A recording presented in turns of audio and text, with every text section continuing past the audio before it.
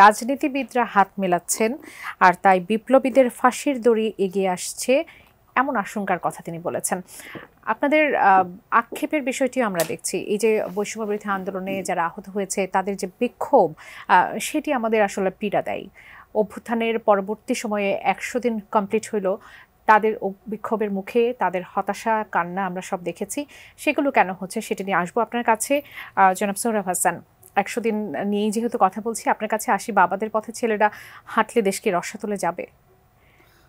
ধন্যবাদ, শুভেচ্ছা জানাই এবং অভিনন্দন জানাই আব্দুল হান্নানকে, এই ছাত্র গণ অভ্যুত্থান আন্দোলনের অন্যতম নেতা, এবং খুব আবেগ দিয়ে কথাগুলো বলেছেন। তার স্বপ্নের কথা, তার স্বপ্ন ভঙ্গের কথা, তার আশার কথা, সামনে এগোনোর কথা, এবং কী বাধাগুলো আছে সেগুলো বলেছেন। আমরা আসলে যদি অন্তর্ভুক্তিমূলক বৈষম্যমূলক বাংলাদেশ চাই, সবাইকে একসঙ্গে এগোতে হবে। এখানে বাবা আগে যাবে না ছেলে আগে যাবে, এই বিতর্ক কিন্তু কাম্য নয়। আমরা সবাই যার যে অবস্থান থেকে ভূমিকা পালন করেছিল বলেই কিন্তু ছাত্র গণ অভ্যুত্থান সফল হয়েছে। এখন পরবর্তী ধাপ হচ্ছে এই সাফল্য, এই স্বপ্নকে জিয়ে রাখা, স্বপ্নকে বাস্তবায়ন করা, স্বপ্নের বাস্তবায়ন করা। ছাত্ররা তাদের স্বপ্নের কথা, তাদের কর্মসূচি ইত্যাদি বলেছেন। রাজনৈতিক দলগুলোও তাদের মতো করে বলেছে। অন্তর্বর্তী সরকার কোথায় যেন 100 দিন কিন্তু খুব বেশি সময় না। একটি সরকারের সাফল্য ব্যর্থতা নিরূপণ করা যায় না 100 দিনই। কারণ একটা অস্বাভাবিক অবস্থায় সরকার দায়িত্ব নিয়েছে। স্বাভাবিক অবস্থায় যেসব সরকার দায়িত্ব নেয়, অর্থাৎ একটি নির্বাচিত সরকার থেকে আরেকটি নির্বাচন তো সরকার, যেমন মার্কিন যুক্তরাষ্ট্রে নির্বাচন হয়েছে, ডোনাল্ড ট্রাম্প জয়ী হয়েছে, কিন্তু তাকে দায়িত্ব নিতে হবে জানুয়ারি মাসে। আসলে আমরা এই পরিস্থিতিটা আমাদের মনে রাখতে হবে। আবার কিছু কিছু অবশ্য পালনীয় বিষয় আছে, যেমন আহতদের চিকিৎসা, যারা মারা গেছেন ওই পরিবারগুলোর পাশে দাঁড়ানো, তাদেরকে শুধু আর্থিক সহায়তা না, তাদেরকে বুঝতে দেওয়া যে আমরা আপনাদের পাশে আছি। সেখানে কোথাও কোথাও সরকারের পক্ষ থেকে ঘাটতি আছে।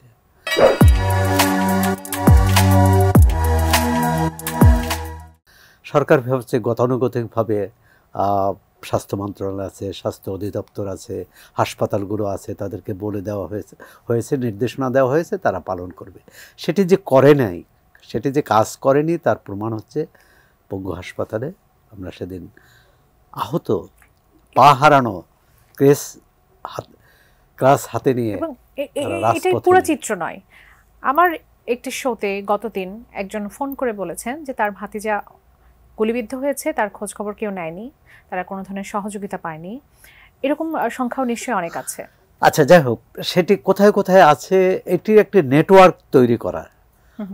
ছাত্রদের যে সব জায়গায় নেটওয়ার্ক আছে, সব জায়গায় কমিটি আছে তাও নয়, কিন্তু সেক্ষেত্রে শুধু ছাত্রদের কাজ, শুধু ছাত্রদের কাজ না, ছাত্র নেতৃত্ব, রাজনৈতিক দলগুলোর ভূমিকা ছিল, যে বিশেষ করে বড় দলগুলোর প্রতিটি থানা, উপজেলা এবং ইউনিয়ন পর্যায় পর্যন্ত অনেক দলের কমিটি আছে, তাদের নানা স্তরের নেতাকর্মী আছেন। তাদের এটি উচিত ছিল এগিয়ে আসা, যেখানে ছাত্রদের ওই নেটওয়ার্কটা নেই। কিন্তু এই দুই পক্ষের মধ্যে সমন্বয় হয়নি। এক ধরনের তো আমরা দোলাচাল দেখি, এক ধরনের টানাপোড়েন দেখি, নির্বাচন কবে হবে, আগে সংস্কার না পরে নির্বাচন, না আগে নির্বাচন, ইত্যাদি নিয়ে দেশটাকে সামনে এগোতে হবে। হান্নান চমৎকার একটি কথা বলছেন যে এই আন্দোলনে ছাত্র নেতৃত্ব দিয়েছেন, কিন্তু সাধারণ মানুষের যে ত্যাগ এবং এককভাবে সংখ্যা বিচার করলে কিন্তু তারাই বেশি জীবন দিয়েছেন। হ্যাঁ, সুতরাং এই গরিব মানুষ, সীমিত আয়ের মানুষ, খেটে খাওয়া মানুষ, তাদের কাছে কিভাবে এই আন্দোলনের সুফল পৌঁছানো যাবে। এটি যেমন যে রিক্সা চালক সেলুট দিয়েছে, আজকে যদি তার ঘরে খাবার না থাকে সেটি তো লজ্জার পুরো জাতির। যে অটো চালক বিপদের মুখে পড়েছে অথবা তার সন্তান গুলিবিদ্ধ হয়েছে, তার পাশে যদি আমরা না দাঁড়াই, তাকে যদি তার জীবিকার ব্যবস্থা না করি, তো এই মানুষগুলোকে খুঁজে বের করা, এবং যারা হাসপাতালে ভর্তি হয়েছে এটা আমরা একটা সংখ্যা পাবো হাসপাতাল বা স্বাস্থ্য অধিদপ্তর থেকে, অনেকে বাড়িতে বসে, যে আপনি যার কথা বললেন যে তার ভাতিজার কথা বলেছেন চিকিৎসা পায়নি, আবার একই সঙ্গে আরও অন্য অনেকগুলো সমস্যা এসে হাজির হয়েছে মামলা নিয়ে।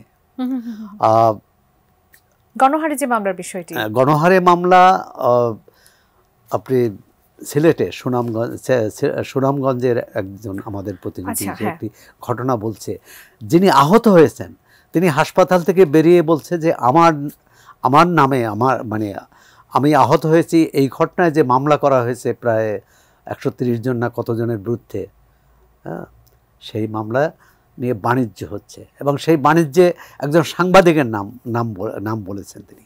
এই সাংবাদিক তিনি প্রভাব খাটিয়ে বলেছেন, এবং যে তিনি কোটি টাকা সংগ্রহ করার চেষ্টা করেছেন, এই কোটি টাকা সংগ্রহ করে বাইরে চলে যাবেন। মানে আসলে আমাদের সমস্যা হচ্ছে কি, এই ধরনের বিপ্লবের পর যে মানুষের মধ্যে যে মানবতা বোধ, যে মনুষ্যত্ব বোধ, যে চেতনা জাগ্রত হওয়ার কথা, সেটি কেন হয়নি? এটা